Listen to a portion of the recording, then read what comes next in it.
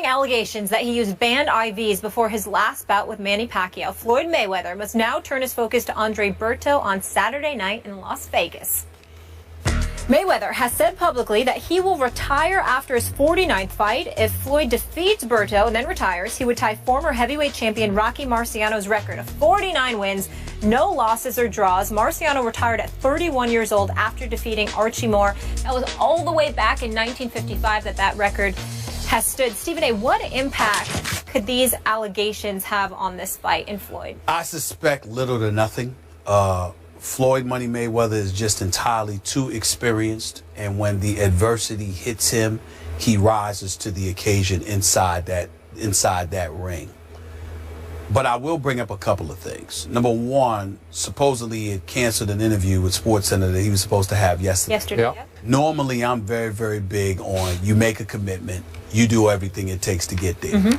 In this particular situation, I don't have a problem with it, because when you are a fighter and it's like on the eve of the fight, anything that distracts you, remember, it only takes a split second to get caught with the wrong punch and take you out of there. So anything, when it comes to fighters, I'm not talking about meaning him and SportsCenter or whatever. I'm saying that when it comes to a fighter, whether it be unboxing or the UFC or something like that, when your very life basically is on the line because you got to fight, you shut off all distractions. That's just me at that moment, meaning like right on the eve of the fight. The other thing that I want to say is this. I don't believe Berto is going to win this fight. I think he's going to get schooled. I don't think he's on Mayweather's level. But I would like to keep in mind, Berto does have power, he does have speed, and he does not back up. He's coming. And so as a result of that, you get a puncher's chance in the sport of boxing. And I believe he has a puncher's chance, even though I don't think it's not as much of a chance, because I don't expect Mayweather to get hit, to be quite honest with you. Having said all of that, I do not believe Mayweather is going to retire. I do believe he will fight this fight. He will announce his retirement, obviously, and say it was great and he's not going to miss it. And then he will wait to see what happens with Cotto and Canelo Alvarez on November 21st, I believe. And after that, what Pacquiao does. And then he'll make a decision about getting another $100 to $200 million down the road about a year from now. In the end, what it comes down to is that he's gotten a bit slower, just a touch. He's got hit against Sugar Shane, got hit against Madonna. And so as a result of that, even though you surmise that this ain't going to be a distraction because he's too experienced and too much of a veteran, you never know, because we're talking about a split second where something could happen. So I'm keeping my eyes on this, because I think regardless of how they want to act, this report stung them just a little bit, more so than other things in the past. This is not the first time something like this has been mentioned. It's the first time it's gotten to this point. And I think that is categorically and emphatic as Leonard Ellaby was in denying to me personally that this is bogus, there's no truth to it whatsoever, this is much about nothing, this is a bunch of nonsense. At the end of the day, that doesn't mean they're not irritated. It doesn't mean they're not disgusted. And you never know how that can affect somebody just 48 hours later. You know, when you first started talking, I thought you were just kind of hyping the fight, like giving people a reason to watch it because one punch could catch him. But the more you spoke, the more I thought you were showing your heart on this. You think that Floyd could be in a little bit of trouble here? I think it's possible from the perspective of, I don't think Berto, a boxer, is on Floyd Mayweather's level. And I don't think that he can outbox him. My thing is, I think Berto knows that. And the whole thing about it is that I don't care how beautiful you can box. How are you once you get hit? If Berto hits this guy, Berto is not as slow as Madonna, and he's not as old as Sugar Shane. If Berto catches Money Mayweather, there could be a problem.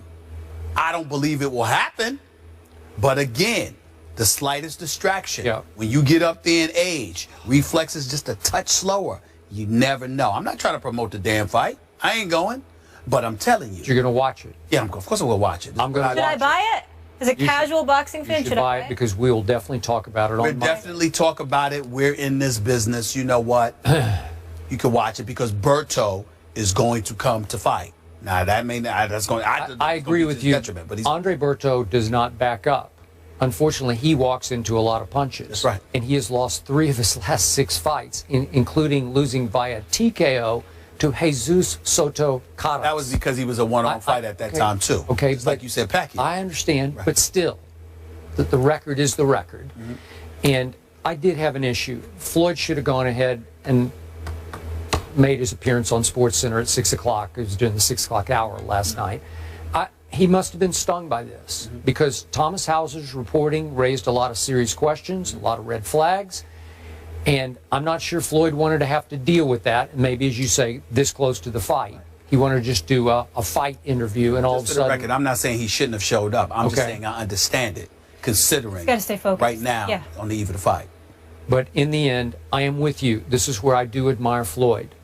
He's always in some, involved in some issue somewhere off the field, outside so to speak, right? Outside the ring. And this man can focus like no one's ever been able to focus. So I'm assuming he will focus well enough and be skilled enough to just simply outbox Berto. Could Berto catch him? I don't know. I doubt it. I will buy the fight. I will watch to see what you brought up. Floyd is 38 years of age, and father time waits for no man, so maybe just a touch slower. I want to see him give Pacquiao a rematch because I think it would be a fair fight. Well, guys are desperate, and when you're desperate and you come after somebody and you force them to fight, and if you're Floyd and you don't like punching, it could be interesting. All right. Could be. Well, we'll see what happens. I hope it's not his last fight. I hope it's interesting. We'll see. Eli Manning gets paid? Say what? You might be surprised by the dollars. We'll fill you in on the contract details after the break. This is First Take. Stay with us, won't you? Today, the NFL season opens, but one man who can is Floyd, and we have to get into this story right away. Floyd Mayweather, who fights Andre Berto on Saturday night, took an intravenous injection that was banned under anti-doping agency guidelines on the eve of his fight with Manny Pacquiao in May, according to a report. SB Nation said Mayweather's medical team told collection agents that IV of saline and vitamins was given to Mayweather for rehydration purposes following the weigh-in. Although the substances were not banned by WADA, the fact that they were given intravenously was not allowed. According to the report, such injections and infusions are banned because they can be used to dilute or mask the presence of another substance. Mayweather was not available for comment Wednesday night. Skip, your reaction. Stephen A. Smith, this story really makes me wonder about what your man Floyd Mayweather Jr. has been up to. Because we all know that Floyd Mayweather Jr. has been out front for the sport of boxing, trying to clean it up in the fight against steroids. And now I'm starting to wonder if all that was just an act. A lot of bluster, a lot of sleight of hand deflection of blame, because maybe he was trying to deflect any scrutiny off himself, Floyd Mayweather Jr. And it seems extra hypocritical today because I remind you, as you well know, that Floyd and members of his camp publicly accused my man, Manny Pacquiao, of PED use, and my man Manny was so offended he took them to court and he won. And I also remind you that my man Manny, the night of that fight in Las Vegas, May the 2nd, was denied the ability to take a pain-killing injection in his torn rotator cuff because he had not submitted the day before the proper paperwork. So meanwhile, that day before, right after the weigh-in in Las Vegas, what happened? According to this report by Thomas Hauser and SB Nation, Floyd Mayweather Jr. went straight home and took an IV that is against the rules unless you're granted an exemption. By the way, that exemption was not granted by the U.S. anti-doping agency for 18 more days. They did it in hindsight. In retrospect, they said, oh, well, we're going to say it's okay 18 days after the fight.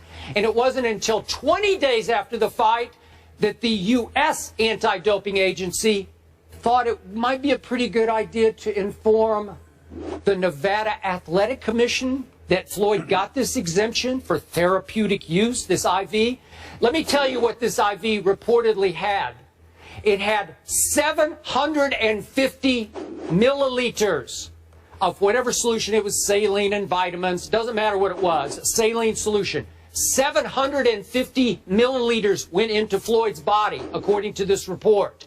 The World Anti-Doping Agency that Molly referred to, the one I hang my hat on, the Olympic Testing Agency, says that the cutoff is 50 milliliters. Floyd went to 750 milliliters when only 50 are allowed under Olympic-style testing. Why, as Molly pointed out? Because if you put 750 milliliters in your body, which according to the average weight of an average male would be about 16% of your blood system, you can mask whatever's in there. You can cover it up going into a big fight against Manny Pacquiao. It doesn't prove anything, but it smells to highest heaven. And this whole idea of Floyd saying that he's been Olympic tested, this story just shoots holes all through that, because the U.S. Anti-Doping Agency is just this independent arm that operates in this country that you can pay to come and test you for your event. So its integrity has been challenged here. Its credibility is being challenged here because Floyd will call upon the U.S. Anti-Doping Agency to come and test him closer and closer to fights because he's gotten smarter and smarter. Floyd doesn't announce his fights until very close to fight time. Andre Berto, we know it's tomorrow night, September 12th. That fight didn't get announced until August the 4th. So in 4 or 5 weeks, that's all the testing that the U.S. Anti-Doping Agency is able to do. So what happened between the Manny fight and all the way up to August the 4th? Floyd could be doing anything. Olympic testing is 365 days a year, 7 days a week, 24 hours a day. Floyd has never been subjected to that kind of testing. And let me also add, before I hand off to you, Stephen A. Smith, I know this writer, Thomas Hauser.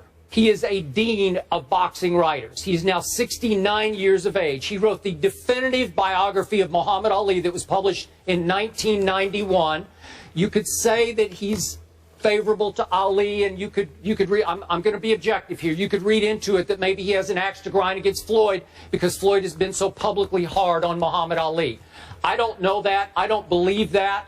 I just know that Thomas Hauser has been around a long time. He's plugged in boxing circles. He shares some of his other previous reporting about Floyd's whatever. I'm not even going to go into that because I'm going to stay right on this story right here, right now. It raises all kinds of red flags about what happened before that fight. And again, it proves nothing except it just comes across as so outrageously hypocritical after the way that Floyd has treated Manny Pacquiao. Well, your position is incredibly predictable. My facial expressions turned very serious once you brought up Thomas Hauser because I want to echo your sentiments. He's highly respected, and regardless of what some may feel about him or whatever, he's been connected to the sport of boxing for quite a long time. He's highly reputable, and it's not my place, your place, nor anyone else's place in this profession to question the work of this man. So I just want to make sure that I throw that out there before we say anything else. I totally agree with you there. Having said all of that, I took the liberty of calling Leonard Ellaby, the business manager and the CEO for Mayweather Promotions. Approximately 30 minutes ago, I got off the phone with him. They're going to issue a press release within the hour, I believe, where they're categorically denying that there's any truth whatsoever to the reports. They're also going to remind the world that Floyd Money Mayweather has never, ever tested positive for drug use, banned substances, or anything of that ilk. They're categorically denying that there's any legitimacy whatsoever to this report. That's what they stand on. They stand on their history and their reputation of having a flawless record when it comes to PED use, intravenous drugs, or whatever the case may be.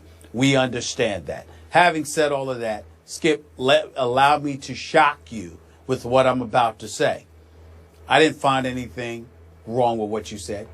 It doesn't matter how I feel, because you know I believe that Floyd Mayweather is the best boxer pound for pound on the planet Earth right now. You know that I consider him a defensive genius. But there is no question that if there is any truth whatsoever to these reports, it smells. It smells. Especially when you consider the fact that Floyd Money Mayweather has been adamant, particularly when it comes to Manny Pacquiao, about being tested, about bringing USADA into the equation, about proclaiming time and time and time again, if you want the best, take the test. I'm not sure I quoted him accurately verbatim, but it was something along those lines. And so when you hear about any kind of shady behavior as it pertains to the allegations being levied against Floyd Money Mayweather, it definitely smells. It's definitely not a good look. And it's incredibly appropriate that all of us get to the bottom of it.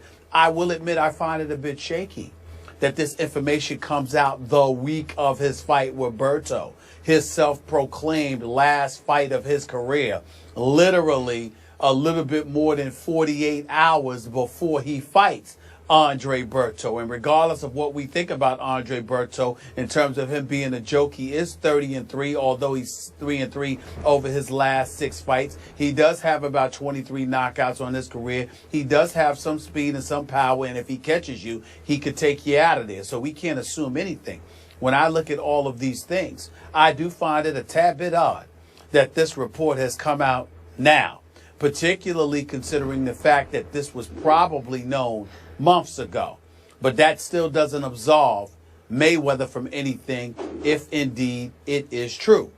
They did acknowledge that he did take something because he was dehydrated, so he wanted to rehydrate himself. You pointed out how it's 750 milliliters, okay? 250 milliliters of the saline and the multivitamin, and then an additional 500 for the saline along with vitamin C, okay? Now, when you talk about potential PED use, let's be clear about something here, and this is where you and I definitely will part ways. There have been accusations made about Floyd Money Mayweather in the past, although that there was no proof presented. I believe somebody associated with Max Boxing threw something out there about Floyd Money Mayweather working in concert with Golden Boy Promotions and them having, connections with USADA and, brought that to the attention of the Nevada State Athletic Commission. I don't know how far that went, but clearly it didn't go far enough because we never heard anything really about it, okay? But let's be clear, Skip Bayless, the kind of PED use that many suspected Manny Pacquiao of doing with Floyd Money Mayweather, you yourself have said on many occasions, he's a pillow puncher. He's got 26 knockouts. The last real knockout of his career to you was in the late 90s, even though I count Ricky Hatton as a knockout, etc. You kept pointing out how he's devoid of power and what have you. Do not equate Floyd Money Mayweather with Manny Pacquiao. Clottey and Oscar De La Hoya, even though Ricky Hatton's got a glass jaw, what he did to Ricky Hatton, I'm talking about Pacquiao here, what he did to Miguel Cotto, what he did to Antonio Margarito, what he was doing to Sugar Shane Mosley, even though that ended up being a decision when he dropped him in the 3rd round. Manny Pacquiao not only was delivering knockout punches, Manny Pacquiao was also taking punches from much bigger and conceivably stronger individuals at the time that these suspicions about him were raised. I don't see any of that with Floyd Money Mayweather. We see a guy that's the same size. We see a guy that's devoid of the knockout power. We see a guy that's prepared to go 12 rounds each fight, etc., etc. So although I am willing to say to you that this does need to be investigated and we need to get to the bottom of this, and if indeed any of this is true, Floyd Money Mayweather does come across as a flaming hypocrite if there is truth to this report, I would ask you to keep in mind how they're categorically denying it, how Leonard Ellerbe is scheduled to issue a press release, all right, for Mayweather Promotions, and last but not least, it doesn't compare to what we were seeing from Manny Pacquiao at the height of his stardom.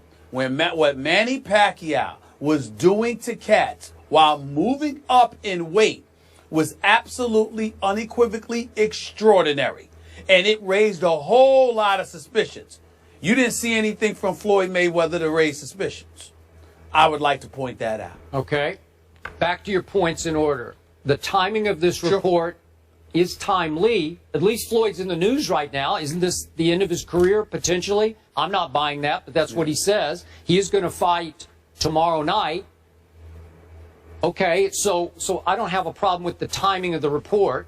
I do have a small problem with what you're saying, and I agree with you about Pacquiao. He did seem to get a little stronger as he came up in weight, as he had to, and he was just destroying dudes on the way up. I'm with you on that. But remember this, and you know this about PED use. There are two sides to it. Increasing power, increasing recovery at advancing age. Floyd Mayweather Jr. is now 38 years of age. So I could see where at some point, I don't know this for a fact, but you could resort to it for recovery from some of the beatings that you have taken. Because Floyd has taken some punish. I know he's the greatest defensive boxer ever, but he's taken some shots before. You've talked about him on this show. But I'm saying there could be just recovery involved here. Well, Skip Bayless, he got hit by Sugar Shane Mosley in round 2 of their fight. Yeah. He got rocked at the end of the 3rd round by Madonna in their fight. He did. What other beating has he taken? Okay, but I'm just saying these are shots for an aging fighter to take. Well, work with me. Work with me. He got hit by a blow in 2 fights. One by Sugar Shane Mosley, the other against Marcos Madonna. At no other time has he been beat up in his career. Manny Pacquiao, believe it or not, I've never had a problem with the power that Manny Pacquiao exhibited when he was moving up in weight. Even though others may have, Skip, that wasn't my issue with Pacquiao. You know what my issue was? How he would literally invite you to punch him. Like, bring it on, and literally take punches. Okay. And I said, whoa. Now, when you see the pythons on a guy like Clottey, when they fought at Jerry Jones' $1 billion playpen. I know. And I saw this guy take a play. Well, that's what I'm saying. Stephen A. Two are two different things. Manny Pacquiao was born with natural punching power that Floyd never has had. I agree. I'm sorry, you could argue it got enhanced, but I'm not arguing that. Okay, now, I'm going to close this up by saying you referred to the reports on Max Boxing back in the website back in 2012. Yeah. A lot of those came from the same Thomas Hauser. I just encourage our viewers, if you have a couple of minutes, because it's going to take a couple of minutes, go read Thomas Hauser's report on SB Nation right now, because he goes into detail about all of his past investigations into Floyd's. Well, I'm going to leave it alone because I don't want to accuse Floyd any more than what we did with this IV. Okay, but go read it and then you can make your own conclusions, because he did have one hard evidence that he reported even again today.